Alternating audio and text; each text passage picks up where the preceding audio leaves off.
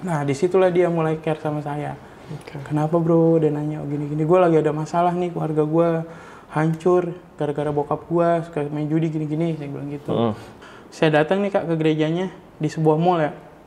Di sebuah mall, kan saya sering juga gitu kunjungan ke gereja-gereja kalau yang dalam mall. Kagak ada merasa kecurigaan apa-apa. Cuman yang saya merasa aneh tuh, di saat saya baru sampai parkiran motor, ya kan, itu saya udah disambut sama pendetanya kak. Oke. Jadi janin itu akan nantinya akan disakramenkan. Jadi banyak gitu kak, dimasukkan ke satu tempat wadah kayak blender gitu, benar-benar nanti juga akan ada mantra-mantra yang kita bacakan untuk bumi ini. Dan saya juga dikasih tahu rancangannya bahwa nanti ke depannya ya kan orang-orang yang beriman itu dengan sendirinya akan meninggalkan rumah-rumah ibadahnya. Itu. Bahkan di percobaan pertama yang akan dilakukan itu di tahun 2020. Dan nanti ke depannya akan lebih parah lagi. Dan kita tahu kan kejadian apa yang COVID. Iya. Baca Alkitab yang tadinya nggak kelihatan, ya kan mulai ada bacaan.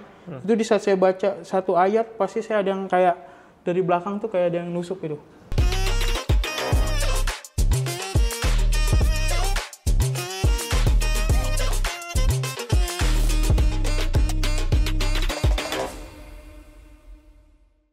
Halo teman-teman, welcome back. Di episode ini, hari ini kita kedatangan mantan pengikut gereja setan, namanya Rizky, welcome. Yes. Thank you so Shalom much semuanya. udah make time, Rizky. Thank you juga kalau udah diundang sini. Oke, cerita begini, biasanya orang banyak yang skeptis. Bagaimana caranya gue dan penonton bisa tahu kalau kisah lu tuh bukan mitos dan gimana cara lu membuktikan kalau itu real, yang lu alamin? Jadi gini kak, sekarang kita bisa lihat gitu kan, di kejadian di dunia ini gitu. Bahkan semuanya itu udah disetting sama mereka. Ya kan, dari yang namanya, ngeblank lagi sih. Gak apa-apa. Pertanyaan gua, gimana caranya? Iya. Saya mau ngomong susu kayak ada sesuatu yang...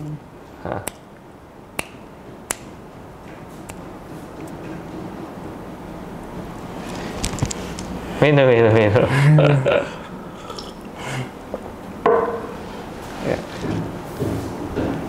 Take your time.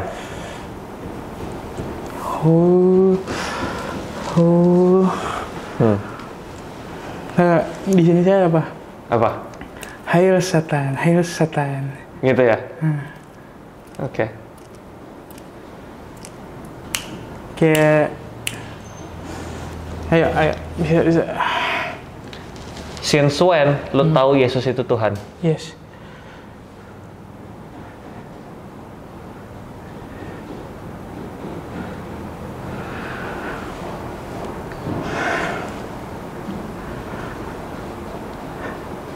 Boleh diulang lagi? Ya, it's okay. Lu coba inget momen waktu lo sangat yakin kalau Yesus itu Tuhan itu kapan, apa yang terjadi? Ya waktu saya dibebaskan dari gereja setan itu. Apa yang terjadi waktu lo ketemu Yesus? Ya cinta mula-mula saya sama Tuhan tuh benar-benar bersyukur banget. Kayak langsung dipeluk, saya damai, sukacita luar biasa.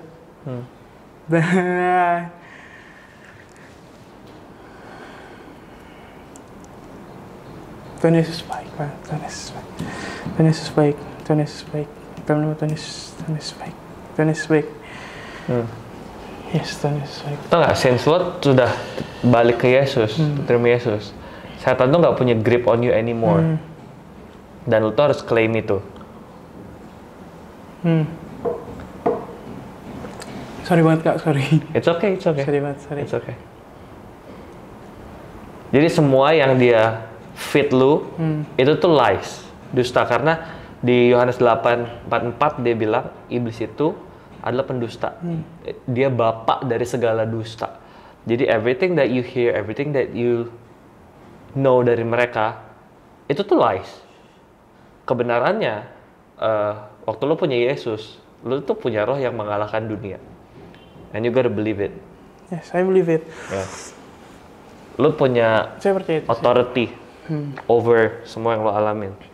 saya percaya itu. Tapi saat tadi itu bener-bener kayak ces. Oke. Selalu yang timbul di telinga saya tuh gitu. Di saat saya mau berbicara tentang kebenaran Tuhan gitu,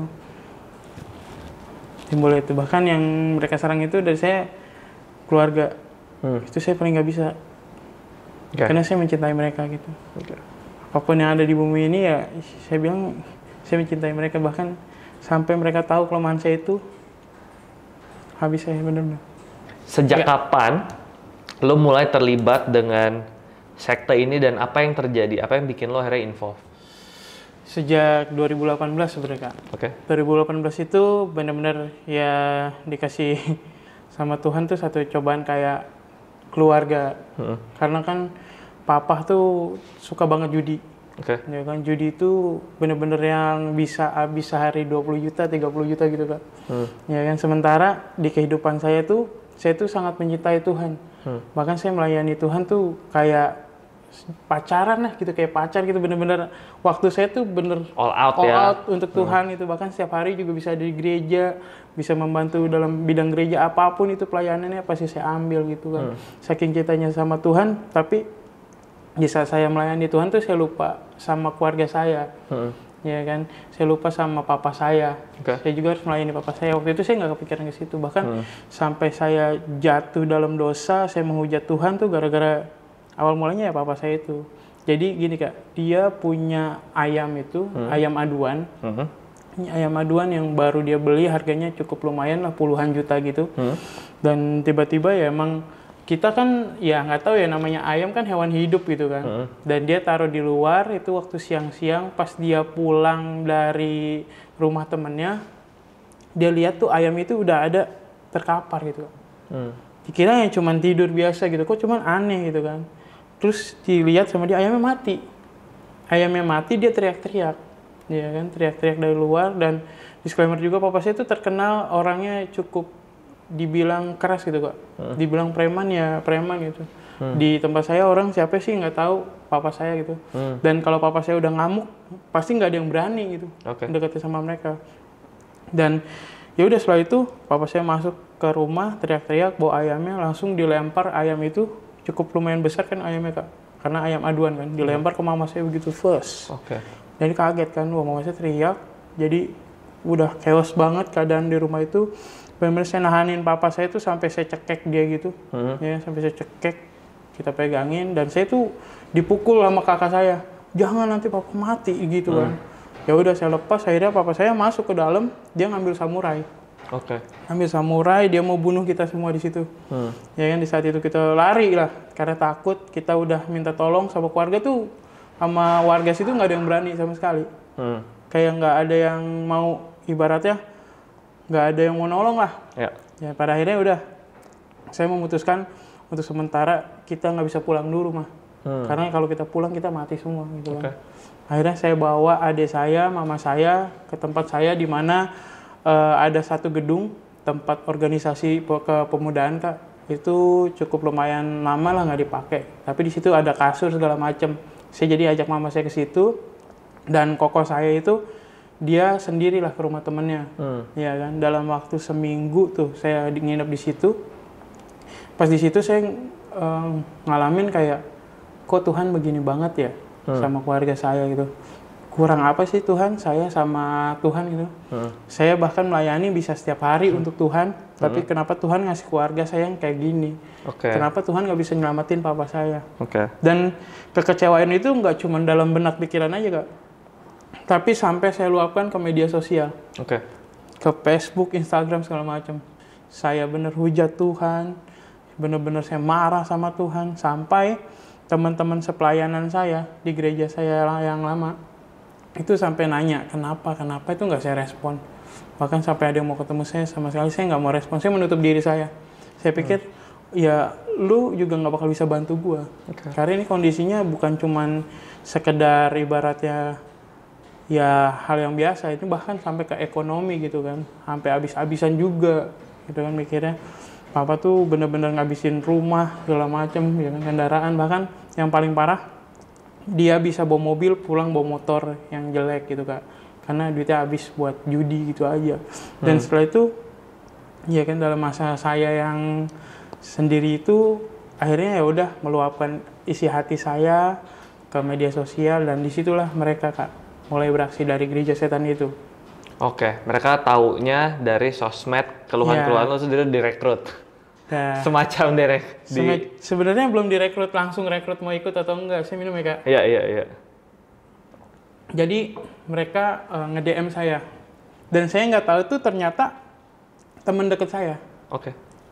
Itu salah satu agensi mereka gitu. Awalnya care banget Kak sama saya, nanya ada apa bro, ada masalah apa, ya kan, terus kenapa gini. Pada akhirnya yang saya cukup kaget itu gini Kak awalnya. Ini lucu juga karena dulu itu yang saya kenal tuh dia ini, teman saya ini orangnya dibilang Kristen yang sek lah ibaratnya, mohon maaf gitu ya, yang suka ngejokes tentang Tuhan Yesus, segala macam itu terus dipakai di tongkrongan gitu. Bahkan saya sendiri ngelihatnya ini orang paling berdosa kayaknya pada saat zaman itu. Dan tiba-tiba itu dia nge-DM saya dengan kata shalom ke awalnya, ya kan, shalom gitu. Saya lihat, saya cek bener nih teman saya ya kan. Saya lihat, oh iya, nih udah bertobat apa gimana nih? Karena udah sekian lama juga kan kita nggak ketemu, tiba-tiba dia ngucapin shalom ke saya. Saya cukup kaget, terus saya respon shalom gitu kan. Nah disitulah dia mulai care sama saya. Kenapa bro? Dia nanya, oh gini, gue lagi ada masalah nih, keluarga gue hancur gara-gara bokap gue suka main judi gini. Saya bilang gitu.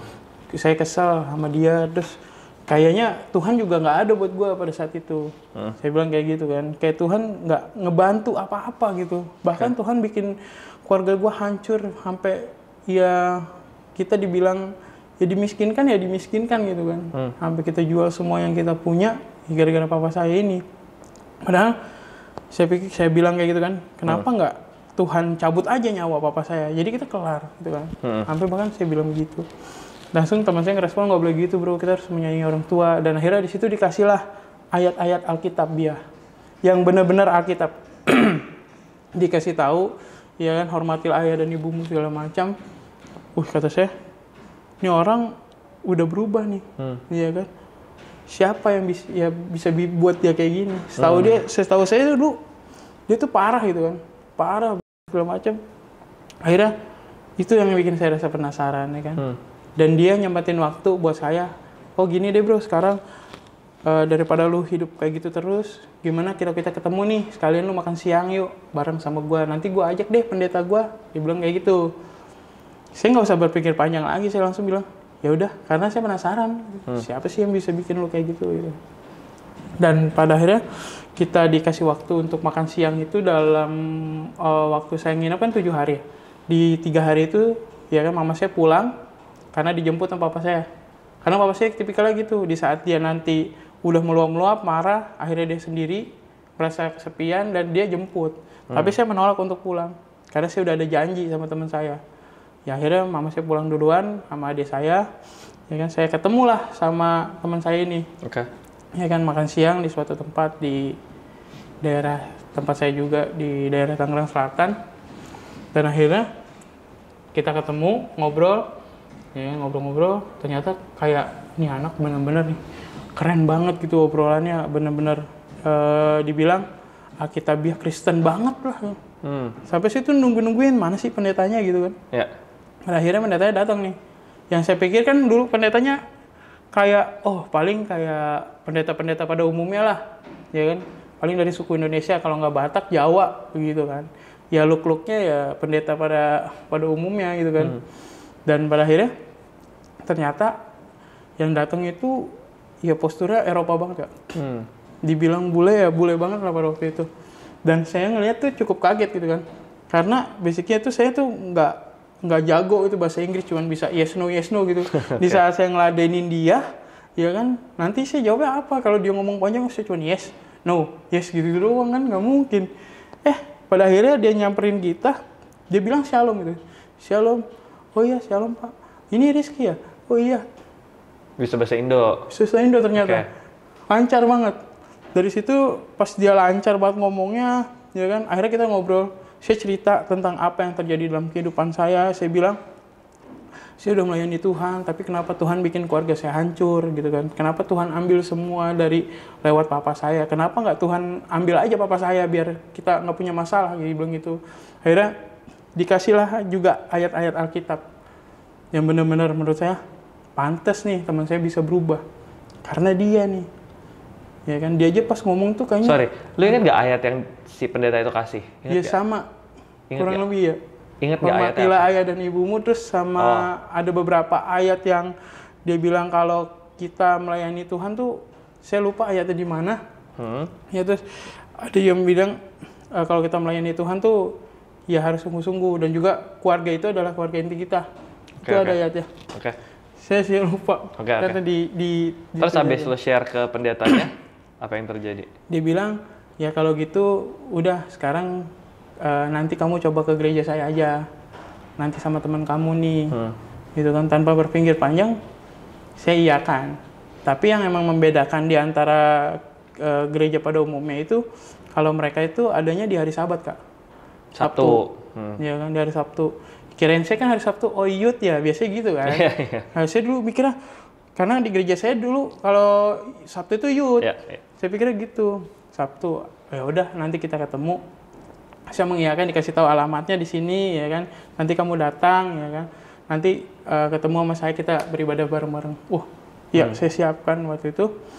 Akhirnya di masa saya mau ke gereja itu sekarang saya pulang kan. Karena saya mau pakaian bagus lah segala macam, ya kan, mempersiapkan untuk ke gereja. Dan saya bilang sama mama saya, "Mah, saya udah nggak mau ke gereja yang lama. Saya udah punya gereja baru sekarang. Yang bisa membawa saya ibaratnya ke jalan yang lebih benar gitu." Itu awalnya saya nggak tahu nih, sebelum saya tahu gereja itu ya. Cuman gitu mama saya, ya udah nggak apa-apa, yang penting ke gereja. Ya kan, jangan kemana-mana. Saya udah ngejelasin ke mama kalau saya kecewa gini-gini. Ya udah nggak apa-apa, kamu ke gereja lain dulu. Biar mama aja yang ke gereja yang lama. Akhirnya setelah itu saya datang nih Kak ke gerejanya di sebuah mall ya. Di sebuah mall, kan saya sering juga gitu kunjungan ke gereja-gereja kalau yang dalam mall. Kagak ada merasa kecurigaan apa-apa. Cuman yang saya merasa aneh tuh, di saat saya baru sampai parkiran motor, ya kan, itu saya udah disambut sama pendetanya Kak. Kirain saya pendeta itu nungguin pendeta lain yang akan berbicara ke gereja itu, bukan nyambut saya. Feeling saya gitu. Ternyata dia nyambut saya, selamat datang Rizky. Waduh, saya segininya gitu kan. Ada sampai pendeta tuh sampai datang nyamperin kita gitu. Bahkan saya ini jemaat baru ibaratnya. Kok udah disambut spesial kayak gini, mikirnya kayak gitu waktu itu. Dan akhirnya saya jalan ya kan, masuk ke sebuah mall, di situ ada usher segala macem, nggak ada kecurigaan apapun ya kan. Ngelihat pelanggan juga gereja pada umumnya ya kan. Cuman yang pas anehnya lagi, pas sudah masuk ke dalam itu saya sempat ditahan. Dibilang semua alat komunikasi ya kan, maupun handphone segala macam ya harap dititipkan di sini. Saya bilang ini gereja khusyuk banget nih berarti nih. Ya kan? Belum pernah ada nih gereja yang kayak gini gitu kan, nahan handphone. Ternyata kita suruh fokus gitu kan untuk Tuhan. Pikir saya waktu itu masih positif aja. Makin terkagum-kagum, keren. Akhirnya saya taruh handphone, saya masuk. Pas ngelihat look gerejanya juga biasa aja Kak. Nggak ada yang aneh-aneh. Ya kan, dengan bangku yang ya sama pada umumnya gitu. Akhirnya saya duduk, saya di tengah-tengah. Saya duduk dan mulai nih konsernya. Pertama kick drum dulu. Gereja keren banget nih. Udah pakai double pedal sampai gitu kan. Iya, opening gitu. Terus nggak lama ada spanduk-spanduk kan. Kayak salib terbalik, ya kan, kayak open ini bener-bener kayak konser banget gitu. Spanduk itu ada 666 segala macam ya kan.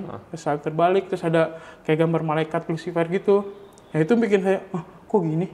Ya kan, apa ini temanya gitu, masih berpikir positif tuh. Apa ini temanya tentang setan apa gimana gitu kan. Terus nggak lama dia keluar pemain musiknya, lah ini mah saya tahu gitu kan. Ini mah salah satu saya tahu gitu. Salah satu pemain musik underground pada zaman itu. Terkenal banget. Bahkan saya dengerin juga. Artis dibilang ya sering ada di konser-konser gitu. Terus? Lah, ini apa emang lagi masih positif tuh, apalagi special performance atau gimana? Ternyata bawain lagu dia yang judulnya ada tuh beberapa yang mengarah ke arah si gereja setan itu. Yang judulnya ya mungkin Nggak usah saya sebut ya. Ya. Dan setelah itu dia memainkan beberapa lagu tuh saya udah mulai gelisah. Karena saya tahu, wah ini udah bukan gereja nih. Ya kan, udah bukan gereja pada umumnya. Akhirnya saya coba untuk berdiri dan untuk pergi gitu. Udah gue mau pulang gitu kan. Gue mau pulang, kira gitu. Ini mau udah bukan gereja. Tapi saya ditahan. Ya sama asarnya yang di depan. Mohon maaf, ibadah belum selesai. Harap ikuti dulu sampai selesai. Mau nggak mau saya duduk, saya dengerin tuh musik. Astaga, kata saya ini. Udah mulai yang tadinya udah gelisah, udah takut gitu. Waduh, kalau gue keluar gue mati kali ya ini kayak begini. Aduh gimana ini ya Tuhan gitu kan. Terus nggak lama pendetanya itu khotbah lah. Di sesi khotbahnya itu, jadi dia menerangkan bahwa semua agama yang ada di bumi ini itu adalah semua hasil karya manusia. Jadi nggak ada yang benar-benar yang namanya diutus sama Tuhan. Yang diutus sama Tuhan atau Allah itu adalah Lucifer. Cuman sama manusia-manusia ini yang diubah gitu. Diubah konteksnya jadi ibaratnya ya kan kalau di kita Lucifer itu dibuang ya. Kalau mereka enggak. Jadi diutus. Jadi kita itu harusnya nyembahnya si Lucifer bilang gitu. Dan bahkan dia bilang disebutin Yesus, Tridata, Muhammad sampai Siwa itu adalah manusia yang sama kayak kita. Cuman mereka aja yang pintar bikin kayak karya-karya novel segala macam. Jadi Alkitab yang kita baca, buku yang kita agama, buku-buku tentang Alkitab agama yang kita baca itu adalah hasil karangan mereka untuk memperkaya keluarga mereka. Begitu. Itu kan logis banget ya, di saat saya benci sama Tuhan. Masuk banget ke otak saya. Jadi yang tadinya saya takut tuh jadi malah iya ya. Ternyata selama ini gue salah ya nyembah Tuhan ya. Jadi selama ini ya yang gue sembah tuh cuman manusia biasa gitu. Yang harus gue sembah adalah Lucifer harusnya gitu. Jadi ada pemikiran kayak gitu. Dan pada akhirnya selesai. Di pertemuan pertama pemikiran dan hati lu udah terbeli itu, udah kayak ini make sense. Harusnya gue pertemuan pertama. Terus kayak langsung nyangkut banget kayak bener nih gini. Dan akhirnya kita selesai ibadah pulang. Itu saya masih diikutin terus Kak. Masih ditempelin terus sama pendetanya sampai di parkiran motor. Ya. Saya dijelasin gini-gini, kalau selama ini kamu juga harus menyelamatkan keluarga kamu yang salah. Mungkin banyak orang-orang di luar sana yang salah menyembah. Dan dia bilang juga kalau bumi ini adalah surga kita. Jadi nggak ada nih namanya kamu mati, kamu ngerasain surga, nggak bakal gitu. Dari situ tuh saya kepikiran terus ya kan, sampai di rumah kita masih chatting-chattingan Kak. Karena waktu itu saya tukar-tukar WhatsApp. Dikasihlah ayat-ayat tentang Satanic Bible itu. Banyak tentang ibaratnya awal-awal tuh saya benar-benar dikasih tahu kalau Tuhan itu nggak ada. Yang kita harapkan itu sebenarnya nggak ada. Yang kita harapkan itu ya kosong lah. Sama aja kita meminta sama orang tua kayak gitu. Mendingan kita meminta sama orang tua ada beneran daripada kita minta sama Tuhan yang kosong. Ada ayat-ayat seperti itu di Satanic Bible. Setelah itu dikasih terus sama dia tentang penerangan-penerangan. Nih, kalau Tuhan tuh ini, Tuhan tuh ini. Sebenarnya Tuhan tuh ya ngedukungnya si Lucifer. Cuman orang-orang ini aja yang bikin itu. Dikasih tahu gitu terus Kak. Sampai di mana saya ketemu lagi sama dia. Di pertengahan itu, waktu itu ada namanya untuk persiapan sakramen. Untuk persiapan sakramen, saya suruh datang ya kan sama dia. Pas disuruh datang, saya dikasih lihat, kamu mau tahu nggak surga dunia itu seperti apa? Contoh kecilnya. Seperti itu kan di gerejanya. Nah di gereja itu kita tahu Kak, biasanya kan ada sekat-sekatan kayak untuk sekolah minggu ya. Ya kan ada ruang-ruangan yang kita bisa lihat itu dari pintu tuh ada kaca. Jadi kita bisa lihat dari luar aktivitas mereka. Dan dikasih tahu di ruang pertama itu, saya dikasih lihat cowok sama cowok Kak. Laki-laki sama laki-laki sedang badan. Dan itu ada banyak, nggak cuma satu atau dua pasangan, tapi ada puluhan mungkin. Ini di ibadah? Di pertengahan, mau untuk mempersiapkan sakramen. Jadi contoh kalau misalkan ibadah itu Sabtu, nah itu di hari Kamisnya. Pertengahan minggu. Pertengahan minggu. Ya, jadi mereka melakukan itu. Jadi ada namanya yang buat sakramen itu. Jadi di situ dilihat ruang pertama. Laki sama laki sih sempat kaget juga.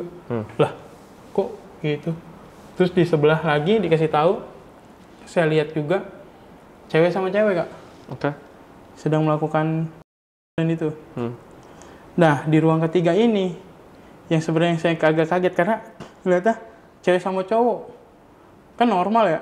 Ya kan saya ingat normal. Ini mah normal Pak, saya gituin. Iya, cuman mereka ini yang setelah diperkawinkan di sini dan mereka ini boleh bertukar pasangan. Jadi kayak misalkan saya punya istri, nah tukar-tukar tuh Kak berhubungan badannya. Sampai nanti ada beberapa orang yang ditunjuk itu dijadikan buahnya itu, tapi nggak sampai beranak. Gitu. Jadi cuma sampai berbentuk janin sekitar 3 sampai beberapa bulan, yang penting sudah jadi janin gitu. Terus dikeluarin? Dikeluarin, dan saya dikasih lihat juga. Ada beberapa wadah, kayak wadah gitu isinya ya itu. Mereka yang dikuret itu. Karena kepercayaan mereka gini, orang yang masih bersih dan tidak berdosa tuh, iya, janin itu. Jadi janin itu akan nantinya akan disakramenkan. Jadi banyak gitu Kak, dimasukkan ke satu tempat wadah kayak blender gitu, benar-benar dicus. Dan itu kan akan jadi hasilnya darah. Jadi hasilnya darah sampai halus itu dimasukkan lagi ke apa namanya, cawan ya kalau itu cawan ya, cawan gitu, cuman bentuknya ya ada kayak logo-logo satanic simbolik lah ya. Dia semuanya itu ada di situ. Jadi dimasukkan ke situ dan dia menerangkan inilah yang nantinya akan menjadi ibaratnya apa yang kamu inginkan di dunia ini akan bisa terwujud gitu.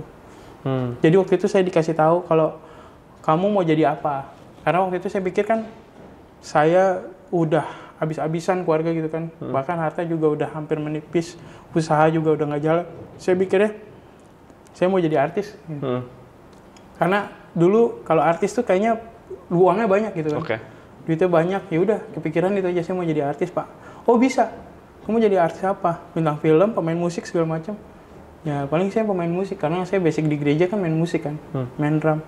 Oh iya bisa, nanti kamu akan dipasangkan sama musisi yang sebelumnya sudah terkenal gitu Kak. Nanti akan dipasangkan di situ, nanti saya akan ikut terbawa terkenal. Tapi ada beberapa persyaratan yang harus saya jalanin. Ya kan, pertama saya harus mencampurkan darah saya ke cawan itu. Itu mah gampang kan? Oh gampang, saya pede. Oh iya bisa itu mah Pak. Terus yang kedua, ini aneh nih sebenarnya. Saya suruh minta surat pengunduran diri dari gereja saya. Yang lama. Karena kan saya mikirnya, oh ini mah bisa lah. Karena saya udah lama nih nggak pelayanan kan. Pasti bisa dapet dong. Gereja juga pasti ngeluarin dong. Karena saya juga udah nggak gereja di situ. Dan ternyata itu susah Kak. Saya bilang itu bersyukurnya di situ saya dipersulit. Benar-benar nggak bisa dapat untuk surat pengunduran diri saya dari gereja karena salah satu syarat dari gereja saya yang lama, saya harus ketemu sama mereka. Dan saya paling nggak bisa ketemu sama gereja yang lama saya. Kenapa penting untuk gereja setan ini dapat surat pengunduran diri kamu dari gereja yang lama? Saya juga kurang tahu maksudnya mereka apa. Karena memang setiap persyaratan itu berbeda-beda. Ya, jadi saya dimintanya seperti itu. Mungkin karena ngelihatnya, kalau saya kan dulu suka banget Kak, namanya nge-share saya lagi pelayanan gitu di media sosial. Saya suka nih kalau saya lagi main drum, apalagi jadi WL, saya nge-share gitu kan. Mungkin mereka ngelihatnya seperti itu kali.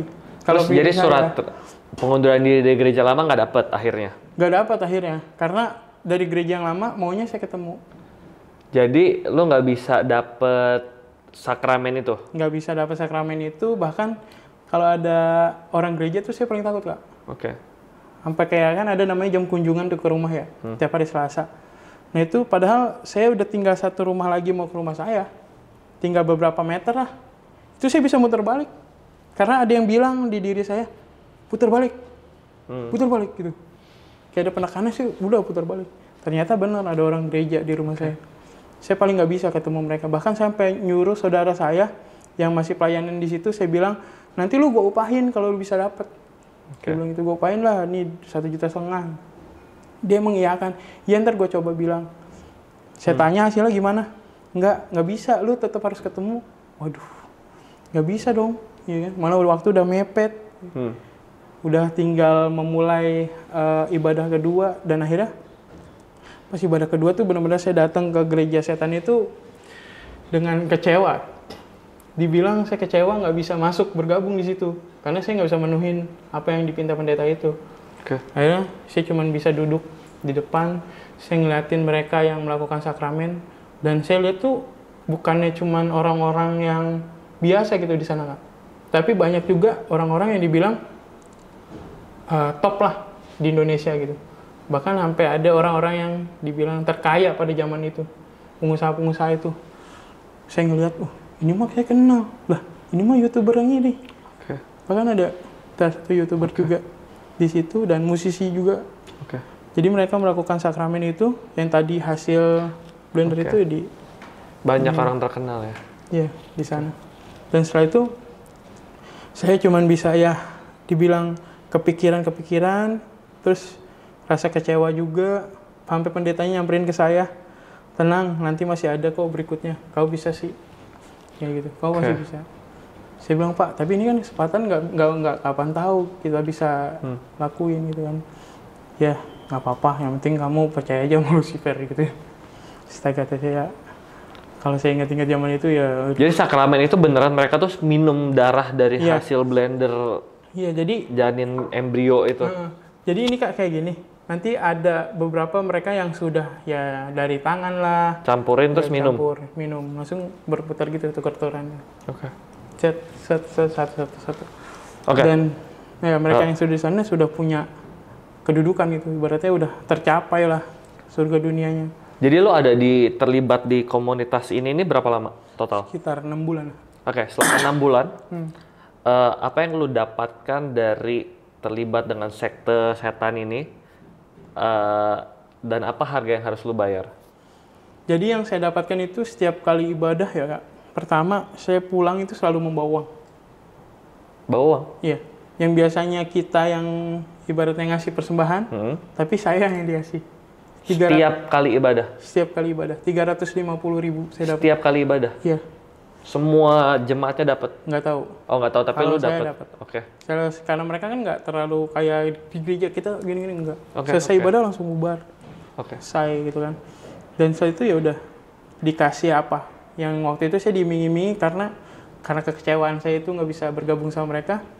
Jadi waktu itu karena saya jomblo, saya dipasangkan lah sama beberapa yang sekarang udah cukup menjadi selebgram terkenal juga. Untuk saat ini ya, waktu itu belum. Dan setelah itu ya udah saya berpacaran gitu kan, ya layaknya gimana ya, melakukan hal-hal yang di luar wajar kayak gitu. Dan setelah itu ya kebutuhan kita ya kayak gitu itu terpenuhi. Ya, tapi kita nggak bisa dapet cita-cita kita gitu. Kayak gitu dari mereka menjanjikannya seperti itu. Bahkan sampai di beberapa bulan itu saya juga dikasih lihat sama mereka gitu Kak. Ini ada beberapa rancangan-rancangan yang akan terjadi di dunia gitu. Karena mereka mengklaim kayak smartphone segala macam bentuknya itu adalah ciptaan mereka. Ciptaan mereka karena apa? Karena itu akan menjauhkan kita daripada Tuhan. Dan kita bisa lihat buktinya sekarang, orang itu lebih fokus ke handphone daripada ke Alkitab, Pak.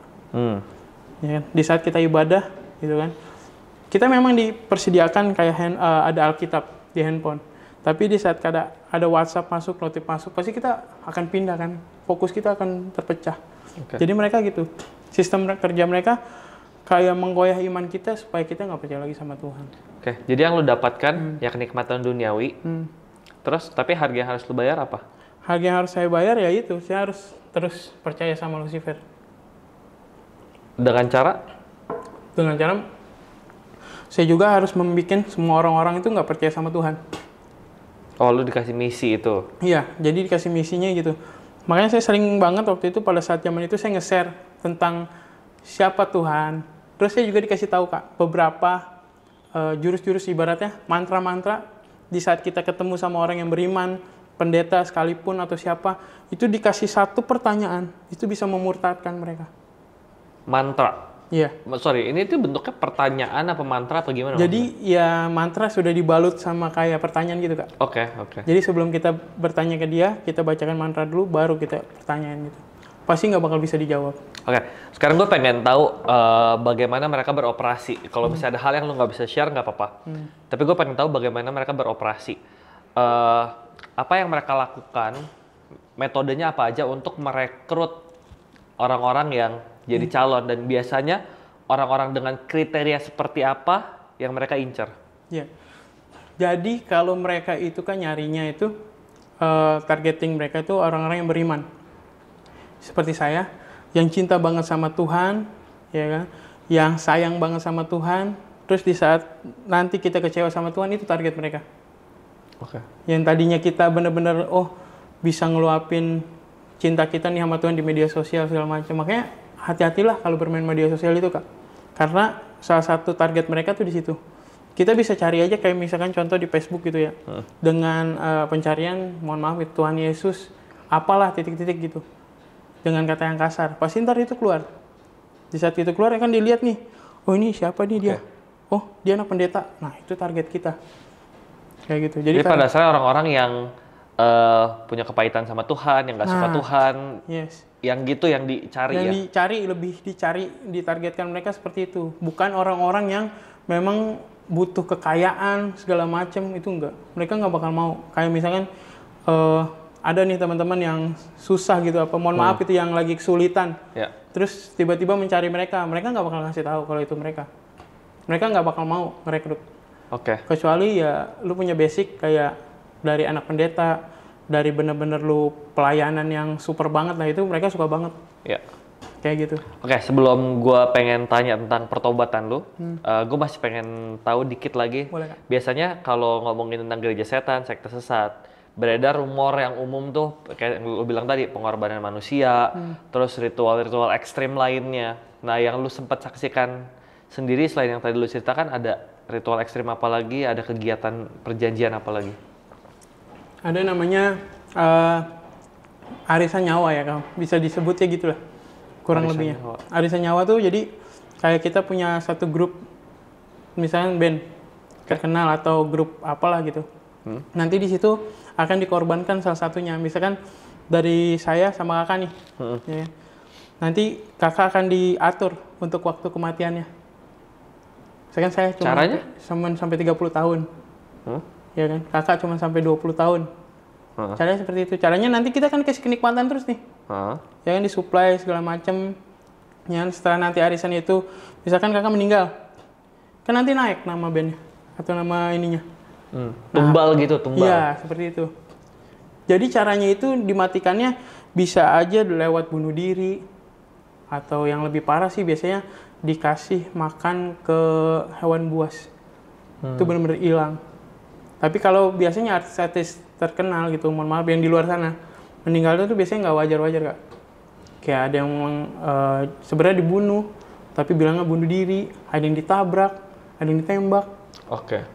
Kayak gitu. Tapi ini yang lu saksikan atau lu denger selama lu 6 bulan di situ, sempat denger ada ini dan? Iya, dari pendeta itu ya. Karena pendeta kan itu ceritain? Iya, cerita. Karena kan saya tuh orangnya suka ngulik gitu ya. Orangnya penasaran gitu. Jadi apa sih sebenarnya apa?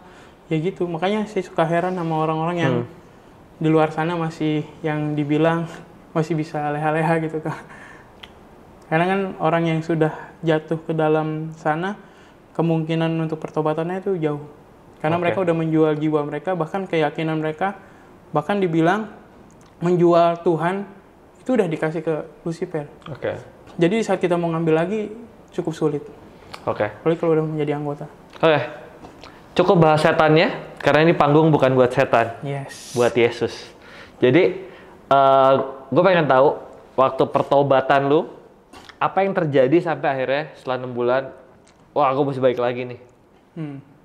Jadi sebenarnya awal itu di saat saya ditinggal sama si pendeta itu. Pendeta itu dia bilang akan ada Asian Conference gitu, Kak. Untuk ibaratnya pendeta-pendeta gereja setan ini akan berkumpul di satu negara di Asia Tenggara. Dan waktu itu dipimpin sama Lord of the King yang bernama MM. Tapi ini bila dikit, karena waktu itu masih menjabat dia. Jadi setaranya dengan Tuhan Yesus lah. Kalau di mereka percaya gitu. Tangan kanan si Lucifer. Itu orang masih hidup apa orang sejarah? Apa? Artis, Kak. Aku nggak tahu. Artis ya? Artis. Masih hidup? Mas. Oh, masih hidup. Oke, oke. Cuman katanya udah bertobat nih. Oke, terus. Oke, jadi akan bertemu di sana, ya kan? Dan di sana juga mereka akan terfokuskan untuk pembelajaran. Jadi emang sama sekali nggak megang namanya handphone segala macam. Jadi bener-bener saya nanya kan, Pak, emang di sana belajar apa aja? Kita bisa mengendalikan hujan, terus bisa mengendalikan bumi. Oh, Avatar of Aang kali dia. Ya, makanya saya bingung. Oke, Sempet terus? kayak merasa kayak gitu. Terus dia bilang, nanti juga akan ada mantra-mantra yang kita bacakan untuk bumi ini. Dan saya juga dikasih tahu rancangannya bahwa nanti ke depannya, ya kan, orang-orang yang beriman itu dengan sendirinya akan meninggalkan rumah-rumah ibadahnya. Itu. Bahkan di percobaan pertama yang akan dilakukan itu di tahun 2020. Dan nanti ke depannya akan lebih parah lagi. Dan kita tahu kan kejadian apa yang... COVID. Iya. Orang-orang meninggalkan rumah ibadahnya tuh. Yes. Dan berpindah untuk beralih ke media sosial. Yang mereka klaim ini, kalau di media sosial itu semuanya termasuk yang kita pakai gitu Kak. Itu mereka klaim. Jadi buatan mereka. Termasuk pendiri-pendiri itu benar-benar emang ada di situ. Di gereja setan itu. Jadi setelah itu, udah lama nggak kontekan, ya kan? Udah lama nggak kontekan, akhirnya saya dengan sendirinya tuh kayak baca-baca aja Satanic Bible. Karena waktu itu saya di-downloadin Kak. Sebelumnya di 2018 tuh ada Satanic Bible tuh harganya 399. Hampir 4 juta lah di Play Store. Oke. Dan saya tuh dapat gratis. Saya baca di situ, jadi bukan cuman tentang ayat tapi ada gambar-gambar, simbol-simbol, terus ada juga mantra-mantra, terus gimana caranya kita nanti menghadapi orang-orang yang beriman. Itu udah bener-bener dipersiapkan sama mereka. Ya. Di saat itu, ya yang tadinya saya nggak bisa ketemu nih Kak sama gembala saya, sama siapa, itu akhirnya kayak digerebek Kak. Saya awalnya digerebek, kayak dibuka pintu gitu di kamar saya. Cek, wah, datangkan pendeta saya sama mama saya. Mama saya yang tadinya awalnya nggak tahu Kak kalau saya tuh di gereja setan. Pas tahunya itu dapat informasi dari gembala saya. Wah, ternyata bener. Kan ngeliat kamar saya udah pentagram segala macam kan bentuknya. Dan saya juga baru buka Satanic Bible tuh. Saya kaget pas datang saya lempar begitu HP-nya. Kan dia ngeliat, iya. Ternyata benar kata teman-teman kamu nih. Kamu masuk ke aliran sesat gereja setan ya. Gembala kamu tahu dari mana? Dari informasi teman-teman ini saya. Teman-teman pelayanan saya. Oh, teman-teman kamu emang tahu? Karena kan dia ngeliat postingan saya di Instagram tuh udah beda Kak. Oh. Saya menunjukkan Lucifer. Saya menunjukkan kalau Lucifer itu siapa. Tapi hanya sekedar dugaan awalnya. Terus? Dan setelah digerebek itu saya ngerasa, kok saya nggak kayak punya kekuatan yang harusnya saya tahu gitu. Saya tahu kayak, biasanya kan ada orang yang kalau datang orang gereja tuh saya pasti ngerasa, pergi gitu. Ini enggak Kak. Karena ditanya, mereka tuh mempersiapkan. Jadi sebelum ketemu saya ya, ada doa puasa segala macem. Sampai segitunya akhirnya bisa ketemu sama saya, dan saya di situ didoakan, tapi saya nggak langsung bertobat. Malahan saya ada kepikiran gue mau murtadkan nih. Ya kan, gue bisa aja nih sebut mantra langsung lu nggak percaya lagi sama Tuhan, dan jemaat-jemaat lu ya bisa ikut sama gue, mikir gitu. Tapi saya pikirnya baik lagi, kayak ada pikiran baik di setengah pikiran saya, karena saya nganggapnya tuh dia udah kayak nenek saya gitu. Gembala? Oma saya panggilnya. Oh, gembalanya Oma. Udah baik gitu kan, udah sering bantu saya. Jadi pikiran, ya udahlah biarin dia berdoa. Gue pun nggak percaya gitu sama Tuhan. Akhirnya didoakan, senyelnya gitu. Mama saya nangis-nangis. Ya udah ya, gak boleh lagi ke gereja sana kata mama saya. Kayak gituin aja. Akhirnya mereka pulang, mama ya kan nganterin gembala saya pulang. Dan saya ingat banget kejadian masih di bulan Desember Kak, momen mau Natal. Momen mau Natal itu, jadi ada guru sekolah minggu saya, jadi sama teman-teman saya 2 orang nih cewek, sama 1 teman pelayanan saya. Dan ini bisa ketemu saya. Saya bilang, lu hebat banget gitu, bisa nemuin saya. Dan saya juga mikir, kok nggak ada perasaan yang bikin saya gelisah gitu. Kalau ada orang gereja kan bisa saya pergi. Ini nggak ada. Pada akhirnya dia bilang sama saya, gue tuh kesini juga sama, mempersiapkannya nggak cuma datang aja, tapi gue berdoa, gue puasa. Aduh. Terus kedatangan mereka ke situ, ngasih undangan ke saya, ini ada undangan Natal sekolah minggu, ada undangan Natal ini, semua komisi. Karena kan dulu saya melayani di semua komisi Kak. Ya kan dikasih. Saya bilang, ya, ntar gue datang, ya. Kali ya. kalau gua nggak ada acara, saya bilangnya gitu. Ya udah sebelum mereka pergi, singkat cerita mereka berdoa buat saya. Jadi ditumpang tangan di kepala saya begini, waduh, saya melunjak nih orang, mikir gitu waktu itu, ya kan, guru sekolah minggu saya padahal. Saya bilang ya gue bisa nih murtatin nih mereka berempat, pikiran itu ada terus, tapi udahlah, yang didoain, ya, mereka ini selesai doa pulang, ya, mereka pulang itu undangan saya sobek-sobek. Dan atas saya sobek-sobek, saya bilang gue nggak bakal datang, ngapain gue datang. Dan awal pertobatan saya di Desember tanggal 21 Kak. Pada saat itu saya lagi pulang dari tempat kerja saya, malam memang sekitar jam 8 lah.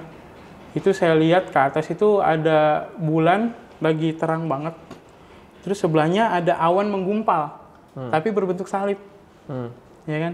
Saya pun nyeleneh ya, mikir ya paling cuma gumpalan awan doang gitu.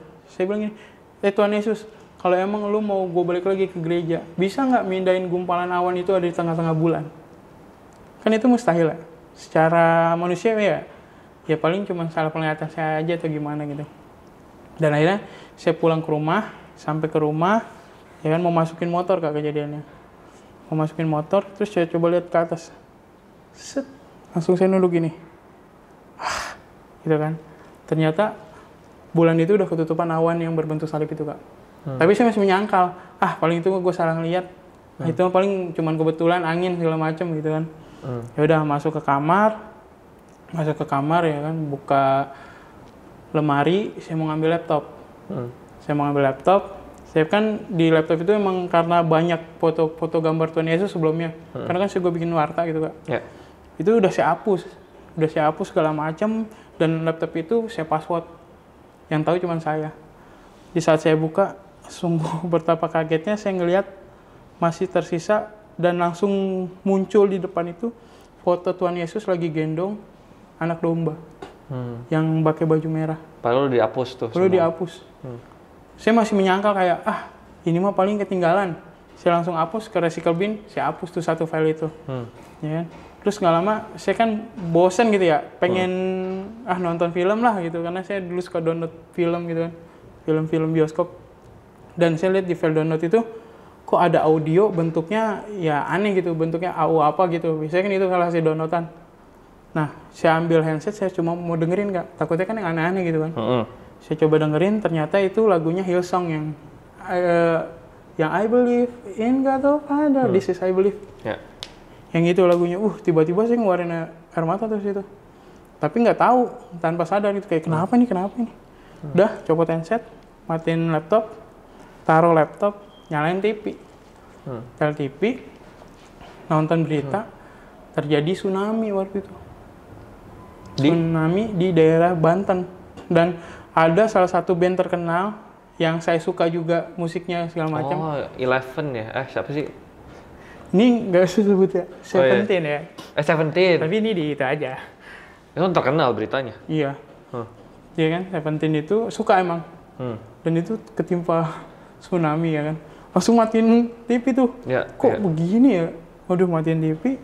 Tiba-tiba ya udah pengen ke toilet karena itu kondisinya sekitar jam 3 lah pagi. Jam 3 pagi ke toilet, kan toilet ada di bawah. Sementara saya lantainya di atas kan. Saya ke bawah, terus saya dengar ada perempuan nangis Kak. Di situ perempuan nangis kok tersenduh-senduh gitu kan. Kayak, waduh, pikir saya nih hantu lah apa gitu. Saya coba cek ke kamar mama saya kan. Saya coba ngeliat dari kejauhan gitu lihat.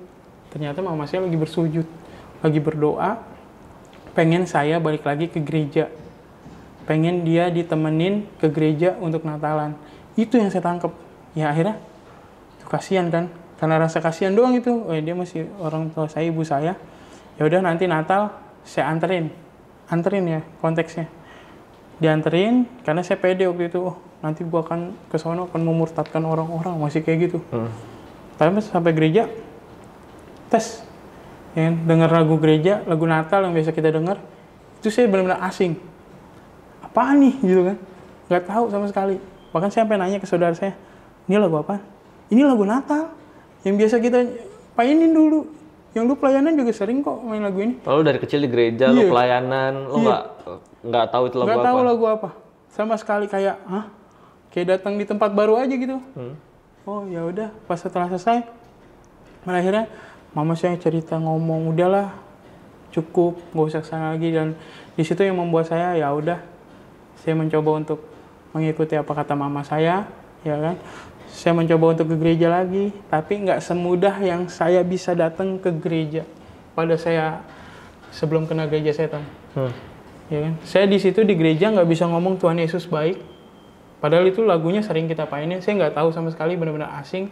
Bahkan saya nggak bisa berdoa, saya nggak bisa mengangkat tangan saya di saat WL, hei mengangkat tangan gitu kan.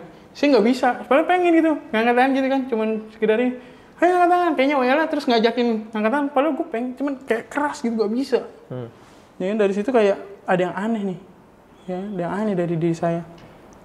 Saya coba ceritalah ke pendeta saya, pendeta muda waktu itu, sama istrinya. Saya samperin, saya lari di belakang, saya bilang, kok saya mau ngokok, langsung saya muntah tiba-tiba, kayak ada yang nyekek di gereja posisinya. Terus? Kita udahan selesai ibadah mau pulang, saya samperin dia di depan gereja, kayak nggak bisa ngomong, kayak muntah. Terus kata pendeta saya, ingat banget, pendeta muda saya bilang, ayo lawan terus, kau pasti bisa, lawan terus gitu. Pada akhirnya setelah kejadian itu, ya kan, di hari berikutnya saya ketemu sama pendeta, dikasih file waktu itu flash disk yang isinya lagu-lagu gereja segala macam, dan saya juga dikasih disuruh berdoa karena dia tahu kayaknya ada yang aneh di dalam saya. Jadi saya harus melakukan pelepasan. Sebelum pelepasan itu, ya saya harus membaca ya Alkitab, Kitabiah. Dan yang lucunya lagi, saat saya pertama kali buka Alkitab, itu isinya kosong. Bener-bener blank, putih semua. Ini kok nggak ada isinya gitu kan? Nggak ada isinya. Terus saya nanya ke kakak saya, ada nggak? Ada bacanya nggak? Ada. Saya nanya ke adik saya, ada bacanya nggak? Ada. Kok saya nggak ada ya? Itu yang aneh. Yang kedua, saya dengerin lagu gereja, itu saya muntah darah. Keluar darah sendiri sini. Sekujur badan, ngerasa kaget juga, lah ini kenapa? Akhirnya saya copot. Saya terus lawan, saya terus coba, terus ya kan, baca Alkitab yang tadinya nggak kelihatan, ya kan, mulai ada bacaan. Itu di saat saya baca satu ayat, pasti saya ada yang kayak dari belakang tuh kayak ada yang nusuk gitu. Kayak sakit banget. Setiap saya baca, pasti saya sakit banget. Tapi lama-lama saya coba terus, sampai saya bisa melewati hal-hal itu, ya kan. Tibalah di mana saya harus didudukan untuk pelepasan.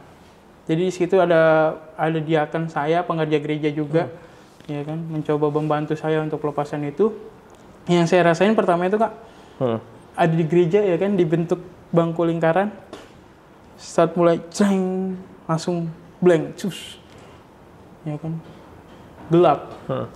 Yang saya rasain sih gelap, kok ini di mana gitu, apa mati lampu apa gimana, tapi ngerasa kayak buta gitu, kayak buta, nggak tahu ada di mana. Saya lari-larian ke tempat itu, udah situ-situ aja, mau lari kemana. Terus yang saya ingat itu sebelum saya pelepasan, pendeta tuh ngomong, ya kan, kamu ngomong Tuhan Yesus baik, dalam nama Tuhan Yesus, terus berdoa, terus sebut, terus ucap, ya kan, kata-kata itu, pokoknya yang berbau tentang Tuhan Yesus kamu terus ucap, walaupun gimana pun. Yang saya ingat itu. Jadi di saat saya gelap itu, saya bilang, dalam nama Yesus, Tuhan Yesus tolong, dalam nama Yesus, Tuhan Yesus baik, dalam nama Yesus, dari Yesus, saya sebut terus. Dan di saat itu Kak, saya ngelihat satu titik cahaya gitu kan, di depan kayak terang banget gitu, cahaya terang banget, dan ada berusaha yang nolongin saya. Ya, saya coba kejar ke situ, akhirnya saya dipegang, tapi di sisi belakang saya ada yang narik juga. Pas saya lihat di belakang, itu benar-benar kayak makhluk-makhluk gimana ya? Saya yakin situ iblis pasti. Karena abstrak banget Kak, serem banget. Bahkan penggambaran iblis-iblis yang ada di sekarang yang kita lihat itu bahkan lebih serem itu. Lebih serem yang saya lihat itu.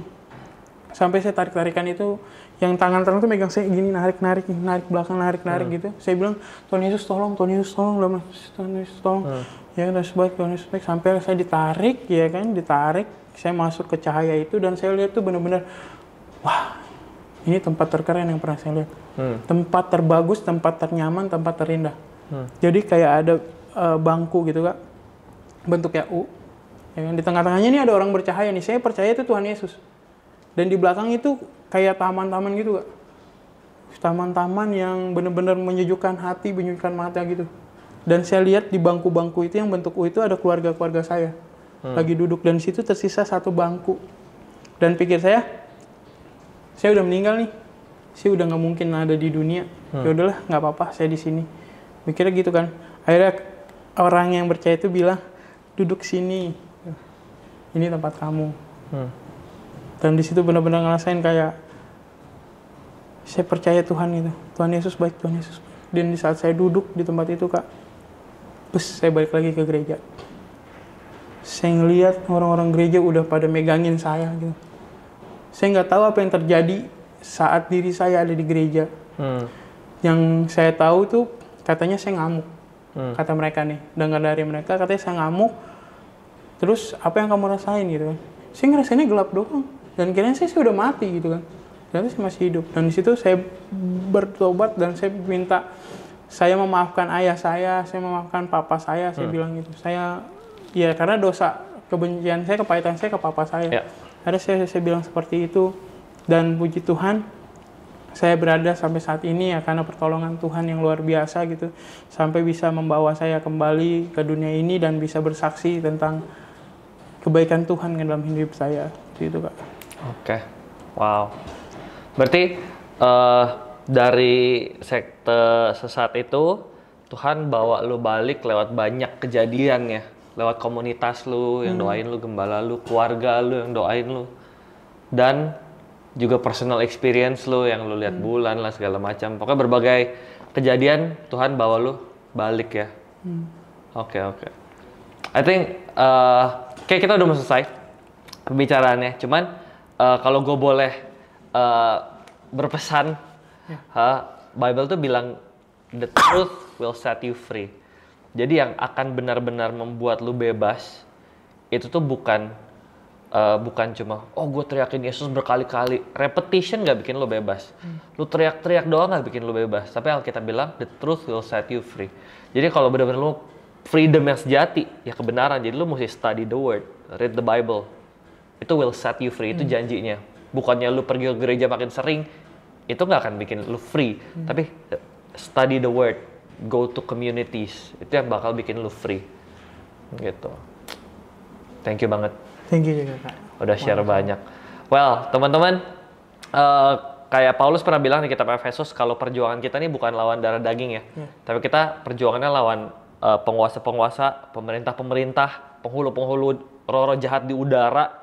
Jadi battle kita tuh di situ, bukannya daging. Sometimes kita pikir, ini yang bikin gue stress, depressed, masalah financial dan seterusnya. Padahal itu masalah security. Kita nggak berasa secure, padahal Tuhan udah cover itu di kayu salib. Sometimes kita berasa, semua orang tolak gue, semua orang reject gue. Masalah sosial. Padahal isunya, ya lu berasa lonely. Padahal Tuhan bilang, gue accept lu. Lu cuma butuh acceptance. Jadi, kayak Yohanes 8 yang tadi gue bilang. Dia bilang iblis itu tuh pendusta dan bapak dari segala dusta. Jadi dia bakal tipu kita dengan banyak tipuan. Sampai kita pikir, masalah gue tuh finansial. That's not your problem. Yang problem adalah lu nggak punya security dalam Tuhan. Jadi iblis tuh bapak dari segala dusta. Jadi banyak banget yang dia cover. Sama kan di journey lu, lu pikir lu butuh penerimaan. Makanya waktu pendeta gereja sesat tadi terima lu berasa hidup gue happy. Padahal that's not what you need kan sebetulnya. Padahal Tuhan udah cover itu semua. Gitu. Jadi ya dari cerita Rizky kita belajar banyak untuk taruh pengharapan di tempat yang tepat, di Yesus ya. Dia satu-satunya pribadi jalan keselamatan, ada pengharapan yang sejati. Gitu. Thank you so much buat waktunya. Sama-sama Kak. Thank you Rizky. God bless you. Teman-teman yang nonton juga thank you udah nonton sampai akhir. Semoga kita semakin dekat sama Tuhan dan bisa petik banyak lesson dari obrolan hari ini. Itu aja. I'll see you guys di next episode. Bye guys.